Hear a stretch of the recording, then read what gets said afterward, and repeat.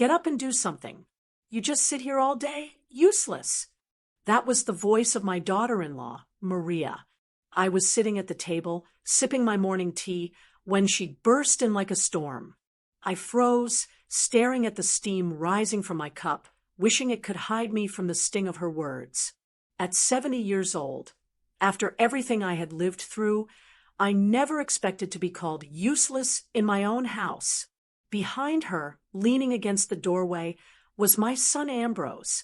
He didn't even look at me.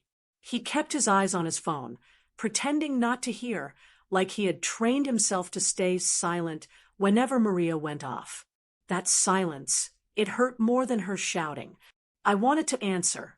I wanted to tell her that this was my home, that I had earned every corner of it with sweat and sacrifice. But the words stuck in my throat, heavy as a stone. Maria's voice rose again, sharp as a knife. "You expect us to do everything while you sit here? You don't even try, Paula." She spoke my name like it was dirt on her tongue. My hands shook around the handle of my mug, but I stayed quiet. It's a strange thing, being 70 and suddenly treated like a burden in the house you built. All those years of hard work, of raising a son, of paying bills and repairing walls, all erased with one word: useless. I looked at Ambrose again, hoping he might lift his head, say something, anything, but he slipped out of the room like a coward, leaving me alone under the weight of Maria's glare. She shook her head and muttered, "Pathetic," before slamming a cabinet shut and marching out. The walls of my kitchen rattled with her anger, then settled into a silence that felt heavier than the shouting. I sat there, staring at the faded tablecloth beneath my hands. That table had seen birthday cakes, Thanksgiving dinners, quiet breakfasts with my husband before he passed. It had held my family's laughter, my son's homework, even the bills I had worked extra shifts to pay off. Now it was where I sat like some invisible ghost, mocked in my own home. The hurt cut deep, not just because of Maria's words, but because my own son allowed it. Ambrose, the boy I raised, the one I sacrificed so much for, stood by and let his wife tear me down. He didn't defend me. He didn't remind her whose house this was. He just disappeared. I thought of the nights I'd stayed awake when Ambrose was sick, rocking him back to sleep. The mornings I left early for work, so he'd have lunch money. The years my husband and I skipped vacations, new clothes, even small pleasures, just so we could keep up with the mortgage. We gave everything to make sure Ambrose had a stable home.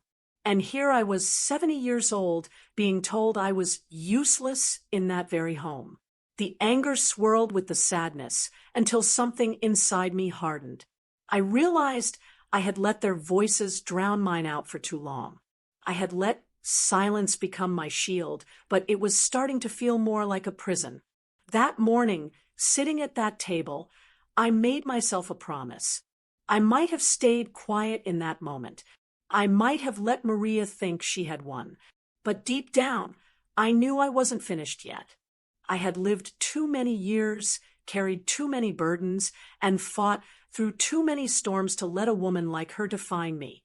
I took a long breath, straightened my shoulders, and whispered to myself so softly no one could hear, "This is still my house, and I am not done." Maria thought I was weak. She thought I would take her insults forever. She thought Ambrose's silence meant she had all the power. But she was wrong. Little did Maria know, the day was coming when I would shut her up for good.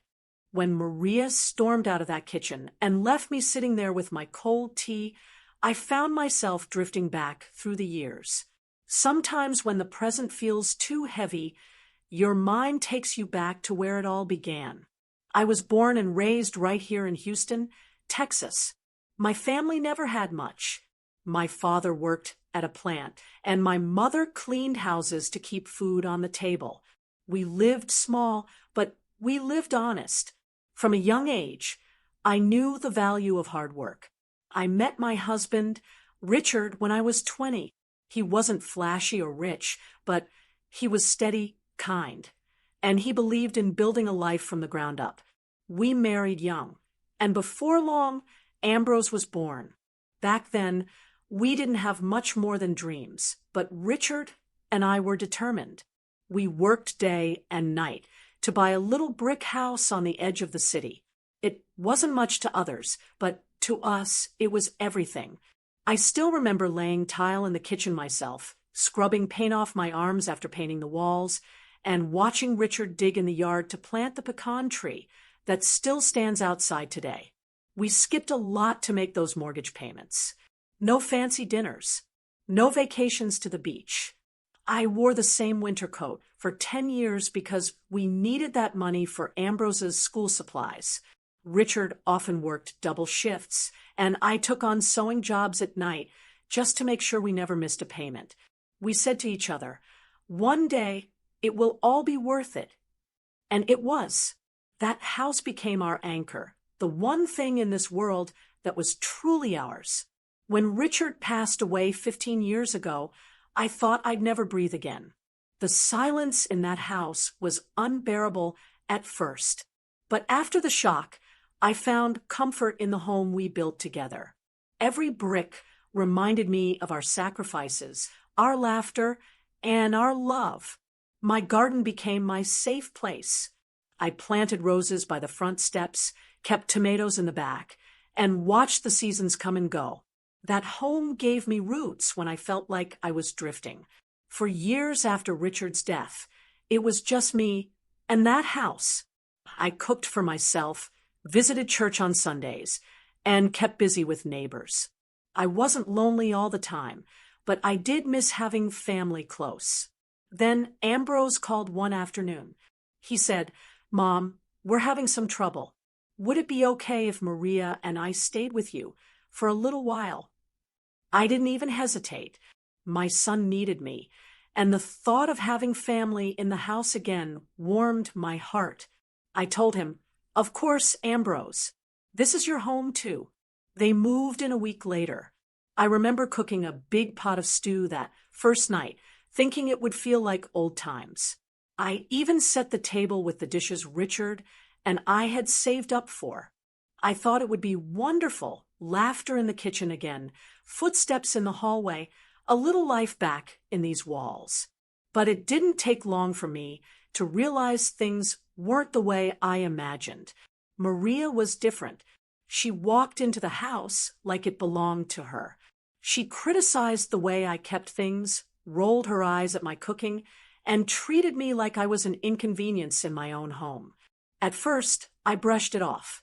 I told myself she was young, maybe just adjusting. I wanted to believe we could get along, that we could be family, and I kept telling myself it was temporary, just like Ambrose had said. But days turned into weeks. Weeks turned into months. Then a year passed, and they were still here.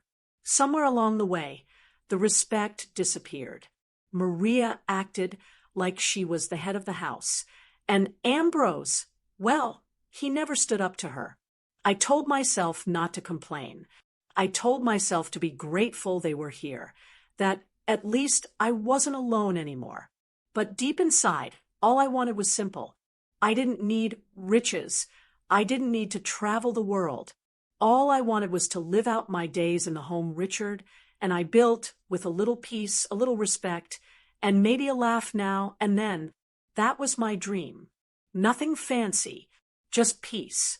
Instead, what I got was Maria's sharp tongue, Ambrose's silence, and the slow feeling that my home was no longer mine. That night, after Maria called me useless, I sat in my bedroom and stared at the framed photo of Richard on the nightstand. His smile looked so steady, so sure, just the way I remembered. I whispered, "Richard, I don't know what to do. They've turned our home upside down." I didn't hear an answer, of course, but staring at that picture reminded me of who I was, of the life I had lived, and of the promise I had made with my husband, that this house would always be our safe place. And I knew then that I couldn't let anyone, not even family, take that away from me. It didn't take long after that morning for Maria's words to turn into a daily routine. What she said in the kitchen that day was only the beginning. At first, it was little comments here and there. If I made breakfast, she'd glance at it and say, "Nobody eats food this heavy anymore." Or if I made a pot of beans and rice the way Richard used to love, she'd wrinkle her nose and ask, "Why don't you order something decent instead of wasting time on this?" One night, I spent the whole afternoon cooking stew, the kind Ambrose always asked for when he was a boy. I seasoned it just right and baked cornbread to go with it. I set it all out on the counter. But when Maria came into the kitchen, she lifted the pot, sniffed it, and dumped the whole thing into the trash. "This smells old-fashioned," she said, like she was doing me a favor. "Nobody's going to eat that." I stood there frozen, my hands still holding the ladle. That stew wasn't just food. It was memories, it was comfort, it was love served in a bowl. Watching her toss it out like garbage cut deep. Ambrose came in a few minutes later, saw the empty pot, and shrugged. "Let it go, Mom," he said quietly, before following Maria into the living room. That became his line for everything. Just let it go, Mom. But letting it go started to feel like I was letting go of myself. Then she began changing things around the house. At first, I thought maybe she was just trying to make the space her own. But soon it was clear she wanted to erase me.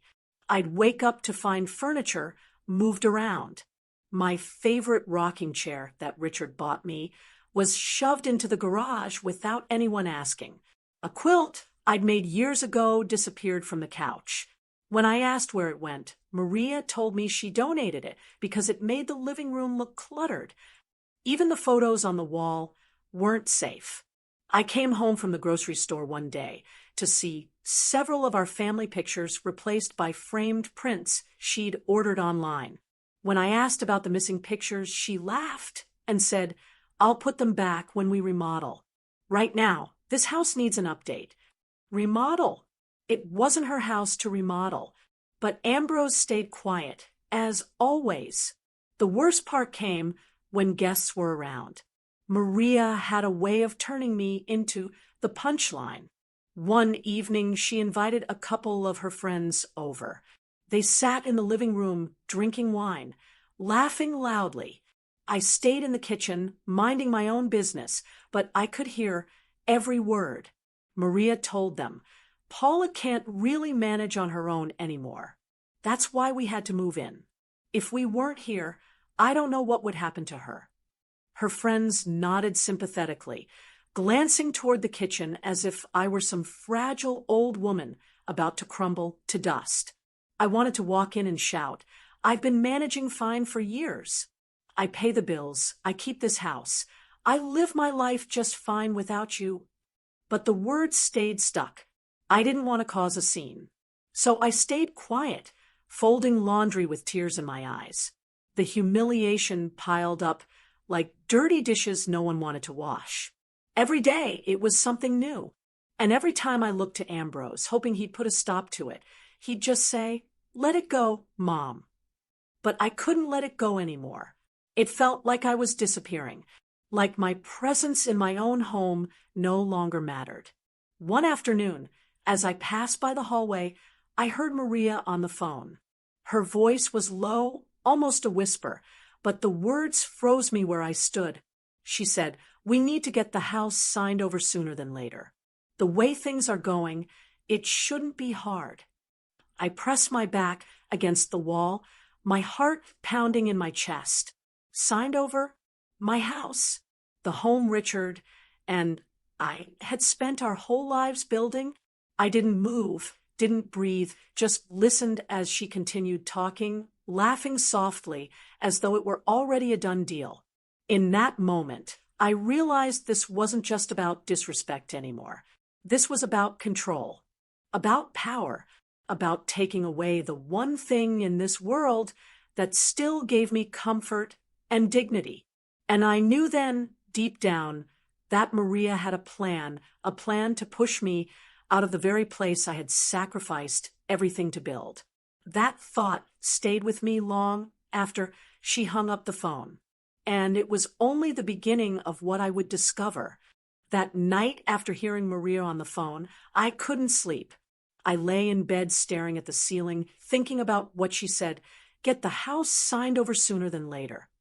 The thought made my stomach twist. That house wasn't just walls and a roof. It was my life, my history, my everything. I closed my eyes, and memories came flooding back. When Richard and I first bought this house, we barely had 2 nickels to rub together. It was a modest little brick place, nothing fancy, but to us, it was a castle. We signed those papers with shaky hands, terrified that we wouldn't be able to keep up with the payments. But we promised each other we'd do whatever it took. And we did. Richard worked extra shifts at the plant. Sometimes he'd come home, so tired his clothes smelled like smoke and sweat, but he'd still sit down at the table and ask me about my day. I picked up work wherever I could. Sewing, babysitting, even cleaning offices at night after Ambrose was asleep. We skipped dinners out, birthdays with presents, and Christmas trips. Every penny we saved went toward the house. I still remember the hardest year, when Ambrose was 12. Richard got hurt on the job and was out of work for months. The bills piled up, and I thought we might lose everything. That's when I opened the little jewelry box on my dresser and took out the locket my grandmother had given me when I was 16. It was gold, with her initials engraved on the back. I had always promised myself I'd pass it down to Ambrose's daughter someday. But that year, I walked into a pawn shop with shaking hands and slid it across the counter. The man gave me $200 for it. I remember crying on the bus ride home, clutching the cash, knowing it was the only way to keep the lights on. We pulled through. Richard healed, went back to work, and a year later, I marched back into that same pawn shop and bought the locket back. I swore I'd never let it go again. To this day, it sits in my dresser drawer. Every time I see it, I remember the price we paid to hold on to our home. That's what Maria doesn't understand. This house isn't just a piece of property. It isn't something you can sign over like it's a car title. Every brick, every nail, every corner of this place carries the weight of sacrifice, sweat, and love. Richard used to say, "This house is more than a shelter. It's proof of what we can survive." And he was right. So when I heard Maria talking about getting it signed over, something inside me hardened. I promised myself right then and there I would never, ever let her take what Richard and I built. Not through lies, not through pressure, not through trickery. This was my home. It would stay my home until the day I died. The next morning, I woke up with a new determination. I went to the kitchen, made myself coffee, and sat at the table just thinking. For too long I had stayed quiet, letting Maria run her mouth, letting Ambrose hide behind his silence. But now I realized silence wasn't protecting me. It was giving them power. I thought about Richard. I thought about how he'd never let anyone walk over us. And I decided I needed to find my strength again. Later that afternoon, as I walked down the hall, I noticed something that made my blood run cold. Maria was in my bedroom. My bedroom. The door was cracked open, and I saw her bent over my desk. She had pulled out the top drawer, the one where I keep important papers, insurance forms, the deed to the house, my will. She was rifling through it like it was hers. I stood there quietly, hidden by the doorframe, my heart racing. I wanted to shout, to snatch the papers out of her hands, but I forced myself to stay calm. I needed to know just how far she was willing to go. She picked up the folder with the deed, opened it, and scanned it like she was searching for something. Then she set it down, pulled out another envelope, and stuffed it back quickly when she heard footsteps in the hall. I backed away before she could see me. My hands were shaking, but my mind was clear. This wasn't just disrespect anymore. This was a plan, a scheme. And I knew one thing for certain. Maria wasn't going to stop until she got what she wanted. But she had no idea who she was dealing with. After I caught Maria snooping in my desk, I started paying closer attention. And the more I noticed, the worse things seemed to get. She wasn't hiding her disrespect anymore. She was bold about it, like she was daring me to object. One Saturday evening, Ambrose invited a few of his old friends over. They hadn't been to the house in years, and I was happy at first, thinking maybe I'd hear laughter and see him enjoying himself. I baked cookies that morning, just like I used to when he was in high school. I thought maybe it would bring back good memories. But when his friends arrived, I stayed mostly in the kitchen, giving them space. I heard them talking and laughing, catching up. That part warmed my heart. Then Maria's voice cut through, loud enough for everyone to hear. She said, "Honestly, Ambrose and I have our hands full taking care of Paula. She really can't manage on her own anymore. We're basically running the house for her." The room went quiet for a second, and then one of the men said softly, "Oh, wow, I didn't realize." I froze, standing in the kitchen doorway with a tray of cookies in my hands. My face burned with shame. She was making it sound like I was helpless, like I couldn't boil water without her. And Ambrose, he just sat there, staring at his drink, not saying a word in my defense. I set the cookies down on the counter and went to my room. I couldn't stand to face them after hearing that. The next morning, I went to fold laundry and noticed something missing from the couch. The quilt. My quilt. I had stitched it myself 30 years ago from scraps of Ambrose's baby clothes and pieces of old dresses. It wasn't just a blanket. It was memories sewn together, a reminder of the life we lived as a family. I searched the closets, the laundry basket, everywhere. Finally, I asked Maria if she'd seen it. She didn't even blink. She said, "Oh, that thing?" I tossed it in the donation bin. It was old and made the living room look outdated. I couldn't believe it. My throat tightened. That quilt was a piece of me, and she threw it away like trash. Later that week, Maria threw a small party for some of her coworkers. She had people over drinking wine, eating takeout, talking loudly in the living room. I kept to myself, but when it was over, she turned to me and said, "The kitchen's a mess, Paula. You can go ahead and clean it up."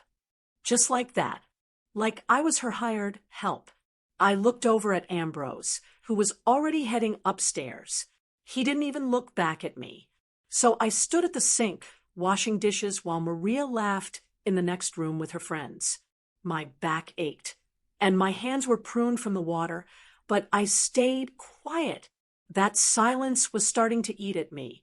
Every day, I felt myself shrinking, like I was fading out of my own home. But then one night, I overheard something that made my blood run cold. I had gone to bed early, but their voices carried down the hall.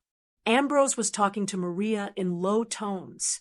He said, "Maybe Mom should just sign something, to keep things organized. It might be easier in the long run." I sat up in bed, straining to hear. Maria's voice was softer, but I caught her answer.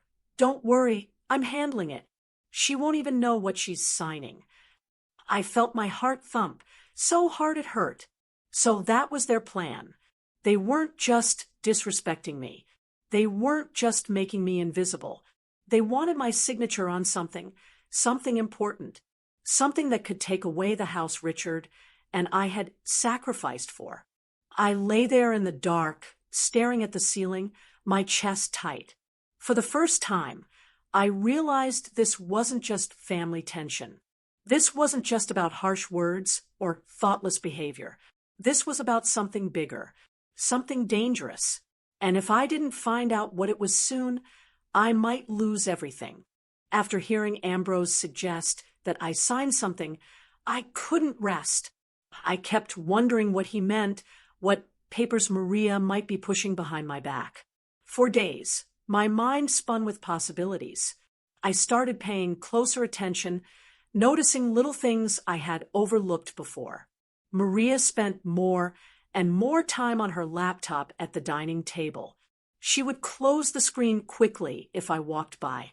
Sometimes she'd tilt the screen away or lower her voice on phone calls. I told myself not to jump to conclusions, but my gut told me something wasn't right. One afternoon, she left in a hurry to meet a friend, and she forgot to shut the laptop.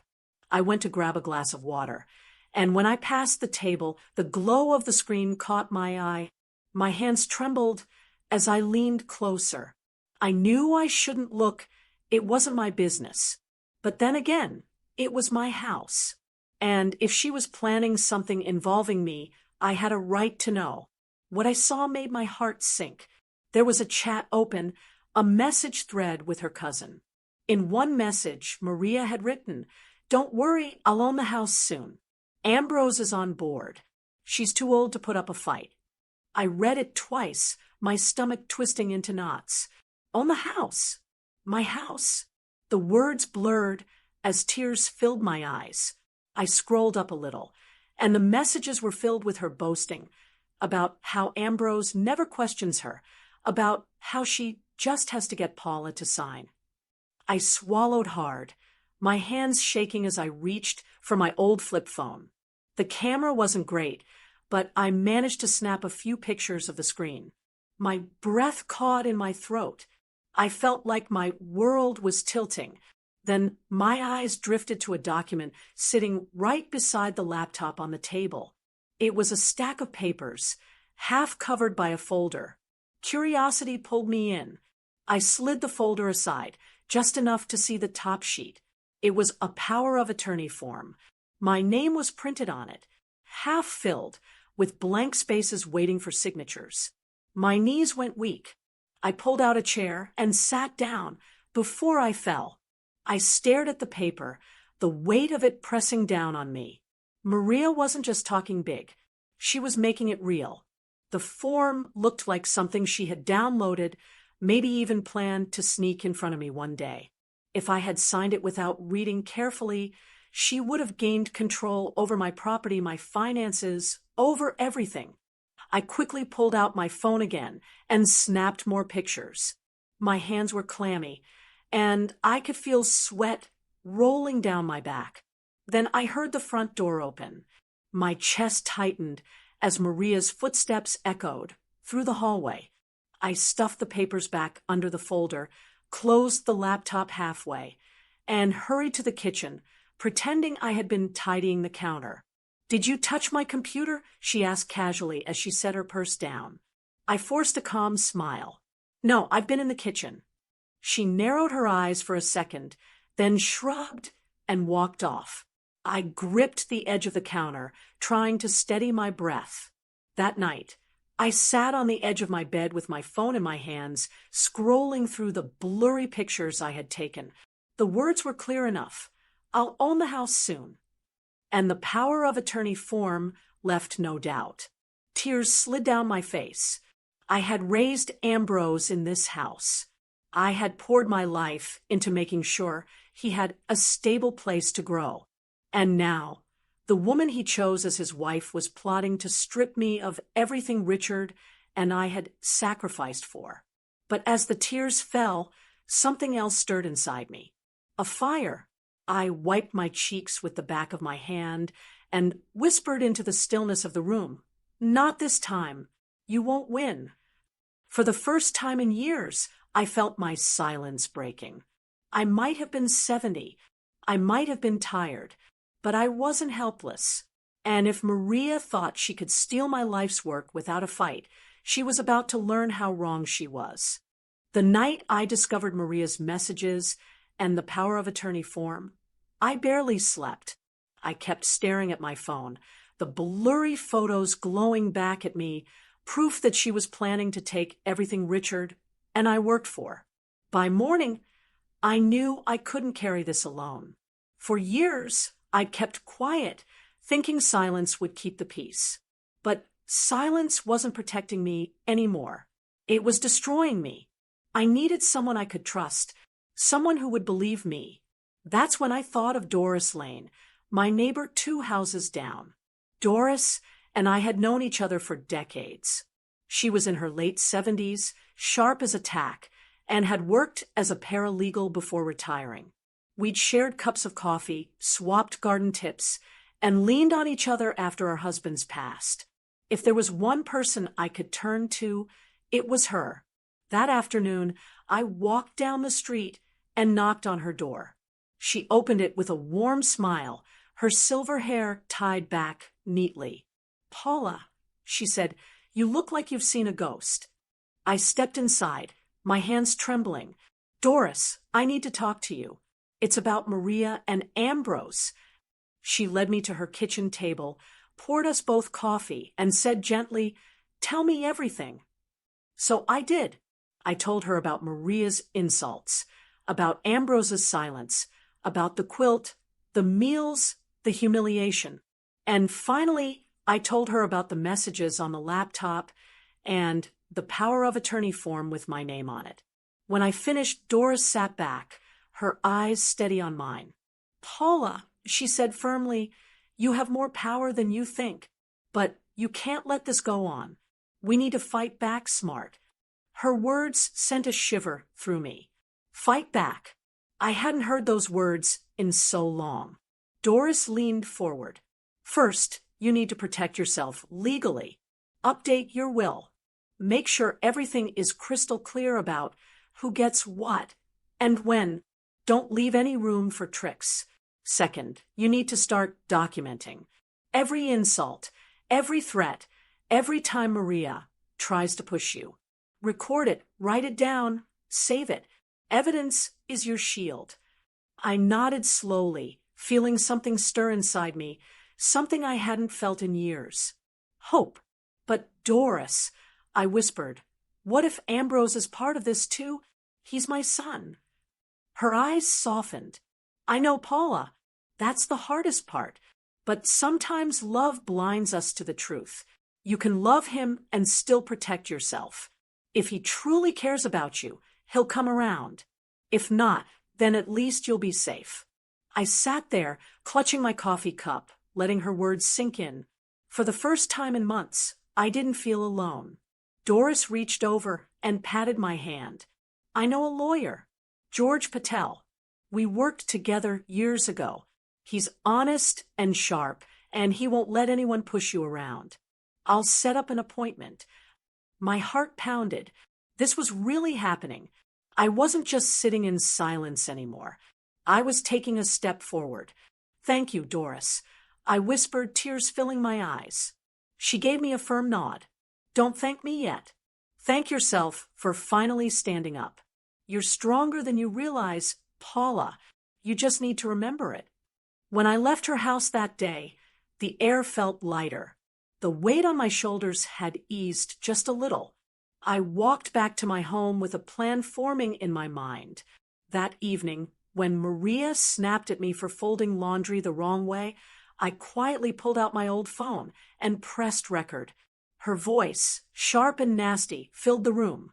I saved the file and tucked the phone back into my pocket, my heart racing. It was a small step, but it was the beginning.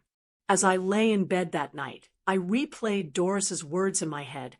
"You have more power than you think." For the first time in a long time, I believed her. And when she called me the next morning to say she'd set up an appointment with George for later that week, I felt a spark of strength I thought I'd lost forever. I whispered to myself, "It's time. No more silence. No more being invisible. If they want to fight, they'll get one." After Doris set up the meeting with her lawyer friend George, I knew it was time for me to stop hoping things would get better on their own. Hope without action wasn't going to save me.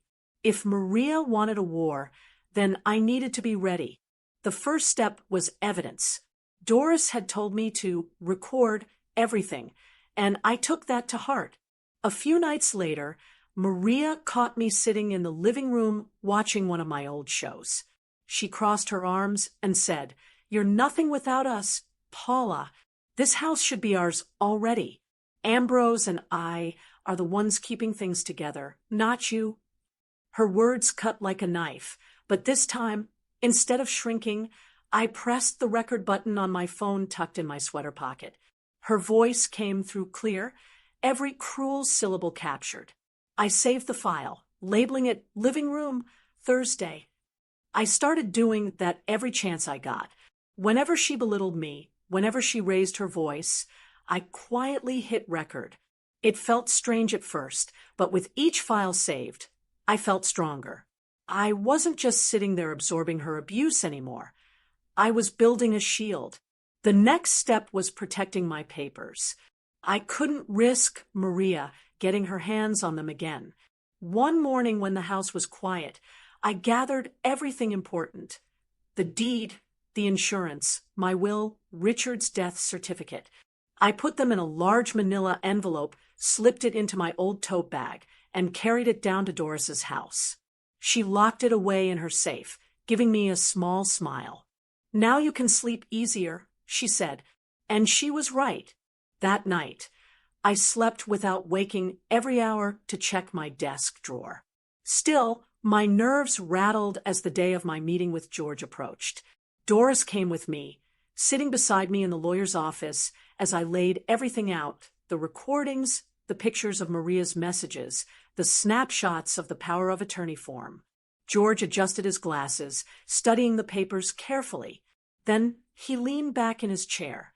"Mrs. Klein, you were right to come. What Maria is attempting here is fraud. If she got you to sign this form under pressure or without full understanding, she could gain control of your assets. But you caught it in time. And with these photos and recordings, you have strong evidence." Hearing that word, fraud, made my skin prickle. It was worse than I thought. This wasn't just family drama. This was criminal. George gave me a reassuring nod. "Don't worry. We can stop this. First, we'll update your will to make sure everything is clear. Second, we'll draw up a statement that no power of attorney has ever been granted to Maria or Ambrose. Finally, keep recording. The more proof you have of her intentions, the stronger your case will be if she tries anything." I left the office that day feeling lighter than I had in weeks. There was a plan now, a real one. But Doris reminded me on the walk home, "Paula, don't show your hand too soon. Let Maria keep thinking you're just the quiet old woman in the corner. When the time comes, we'll pull the rug out from under her." So I did exactly that. I stayed polite. I stayed quiet. I kept playing the part of the helpless mother-in-law, the one Maria thought she could push around. But inside, I was sharper, more alert than ever. When Maria ordered me to wash the dishes after another one of her get-togethers, I nodded and rolled up my sleeves, all the while slipping my phone into my apron pocket to record her snide comments. When she tossed out another one of my belongings, a small framed picture of Richard from our early years, I bit back the sting and tucked away my anger, focusing only on capturing her words for my files. Each insult became fuel. Each recording became armor. And each night, I whispered to myself, "Not much longer." Then, just when I was starting to feel like I had regained some control, Maria dropped her latest bombshell. It was a Sunday afternoon. I was in the kitchen fixing myself tea when she walked in with that smug look on her face. Ambrose was right behind her, looking nervous, his hands shoved in his pockets. "Paula," Maria said, her tone dripping with fake sweetness, "we've decided it's time to sit down as a family and discuss your future." I froze, the spoon clinking against my mug. "My future?" I repeated slowly. "Yes," she said, smiling like she was doing me a favor. "We'll have a family meeting tonight after dinner. It's time to get some things in writing so everything is clear." I looked at Ambrose, hoping for some sign of hesitation, but he just stared at the floor. I stirred my tea calmly, though inside, my chest tightened. She thought she was finally about to corner me, but what Maria didn't know was that I had my own plan.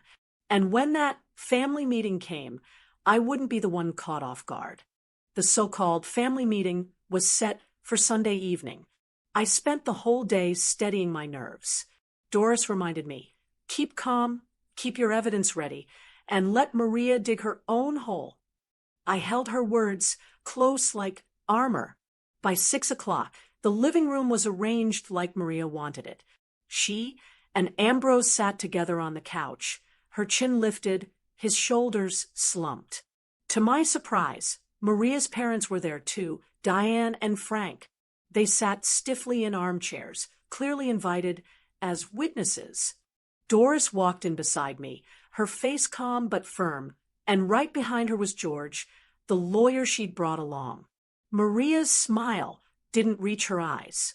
"Thank you all for being here," she said, like she was hosting some kind of ceremony. "We're here to talk about Paula's future. She's had trouble keeping up with things around the house, and we just want to make sure she's safe and secure." I stayed quiet, hands folded in my lap. She pulled a manila folder from the coffee table and slid out a stack of papers. "This is a simple agreement," she said smoothly. "All it does is transfer responsibility to me, and Ambrose, so bills and maintenance are handled. Nothing major, just for her safety." Ambrose glanced at me nervously, but said nothing. He couldn't even look me in the eye. I stared at those papers for a long moment. Then I slowly stood. My knees might have been old, but my voice came out steady. "Maria," I said, "you've had a lot to say about me lately. And tonight, I think it's time everyone hears the truth." She blinked, caught off guard. "Paula, let's not make this harder than it needs to be." I held up my hand, cutting her off. Then I reached into my tote bag and pulled out a small folder of my own. My phone was already set up. With one click, Maria's voice filled the room. "You're nothing without us. This house should be ours." The words rang out sharp and ugly. Maria's parents shifted uncomfortably in their seats. Frank frowned, and Diane's lips pressed into a tight line. Maria's smile cracked. That was taken out of context. But I didn't let her finish. I pressed play again. "You can go ahead and clean it up. The kitchen's a mess." The recording of her bossy, dismissive tone hung heavy in the air. Then I pulled out the printed screenshots from her laptop messages. My hands no longer trembled as I read aloud. "Don't worry, I'll own the house soon. Ambrose is on board. She's too old to put up a fight." Gasps filled the room. Ambrose finally looked up, his face pale. "Maria, you said that?" Maria's cheeks turned bright red. "That's private. She had no right to." George, the lawyer, cleared his throat firmly. "Actually, Mrs. Klein had every right to protect herself. These messages and recordings clearly show intent to commit fraud. Any document you were about to present tonight is null and void, and if you had tricked her into signing, it would have been a criminal offense." Silence. I looked straight at Maria. Then, my voice low but steady, "This house is mine, Richard, and I earned it with our sweat and sacrifice. We gave up vacations, we worked long nights, we pawned family heirlooms just to make the payments. No one, no matter how entitled or arrogant, will take that away from me." Doris smiled softly from her chair, pride shining in her eyes.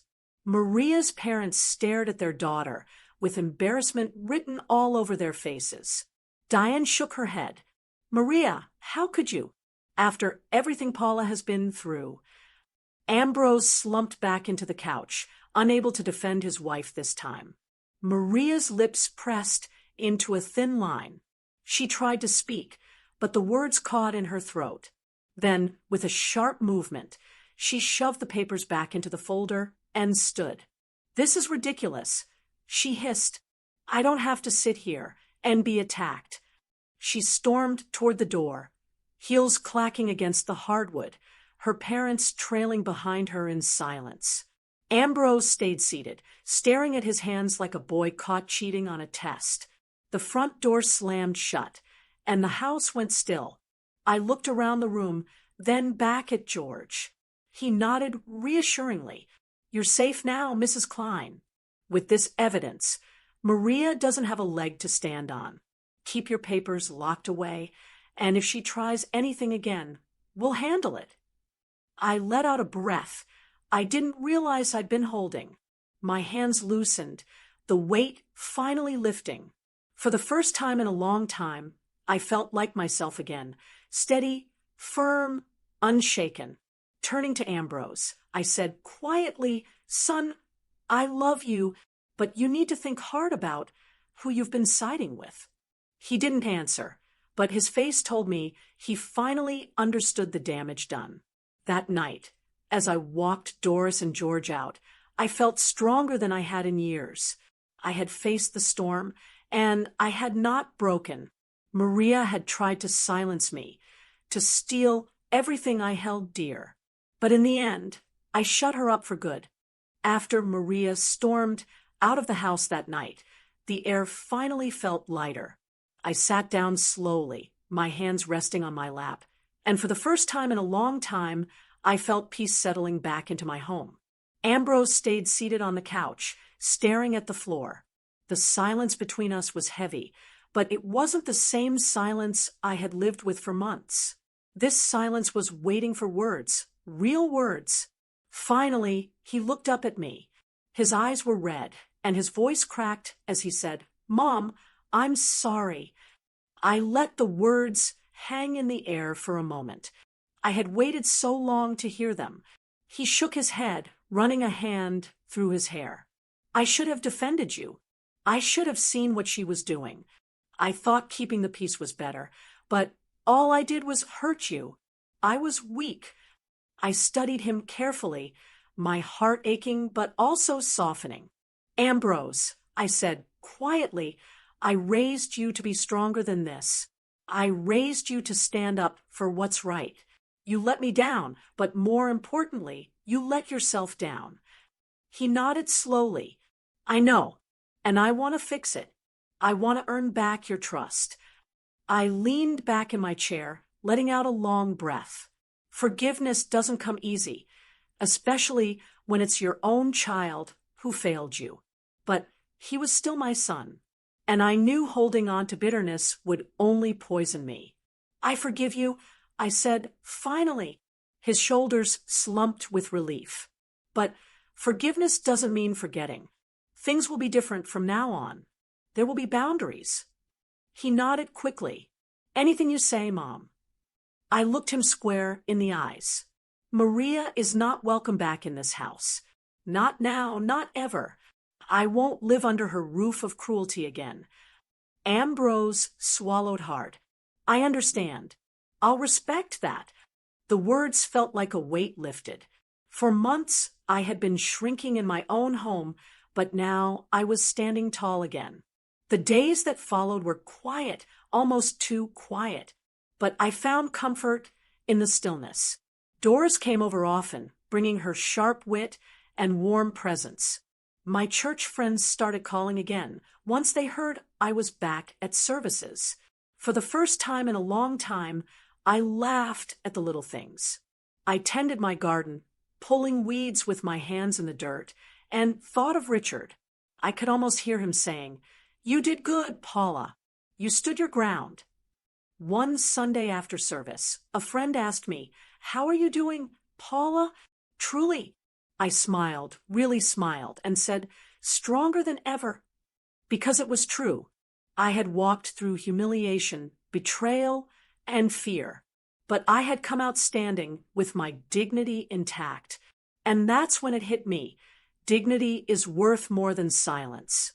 For too long, I thought staying quiet would keep the peace. But all it did was hand my power over to someone who didn't deserve it.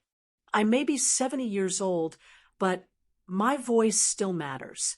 My choices still matter. My life still matters. Now, when I sit at my kitchen table with my tea, I don't feel small anymore. I feel steady. I feel like Paula Klein again. And that's why I want to leave you with this question. What would you have done if you were in my shoes? Would you stay silent to keep the peace, or would you stand up like I finally did? I'd love to hear your thoughts. share them in the comments. And if this story spoke to you, don't forget to like, share, and subscribe. Your support helps keep these stories alive, so more women like us know that no matter our age, our voice still matters. Lastly, don't forget to download this wonderful book called 38 Uplifting and Funny Short Stories for Seniors. Easy-to-read tales that bring laughter, memories, and mental stimulation. It's full of heartwarming, simple stories written to bring a smile, stir up memories, and remind us that joy doesn't fade with age. It grows stronger. You'll find it in the pinned comment below.